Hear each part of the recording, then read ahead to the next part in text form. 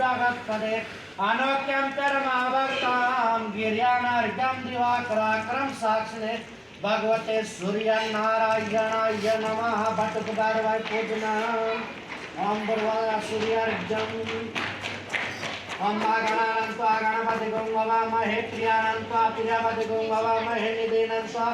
निधिपतिगं ववामहे बसा मम आयमदाने गणपतमात्मजास्तिगे ओम बरवाला गणेशाम्बिकाभ्यो नमः सुप्रतिष्ठितां समार्पयामि ओम बरवा स्वाहा ओम पाद्यमस्तर्घ्यमुख्यात्मन्यं सर्वांगे स्नानं समार्पयामि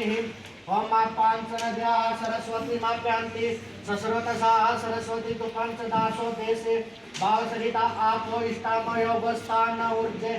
ददातना मायि रणाय चक्षे सुजातो ज्योतिया सासर्मर्थम वासो विश्वरूपे संभवसो ओम यज्ञोपवितं परमं पवित्रं प्रजापतया सजं पुरस्तात् आयु समग्रं प्रतिशुभ्रं यज्ञोपवितं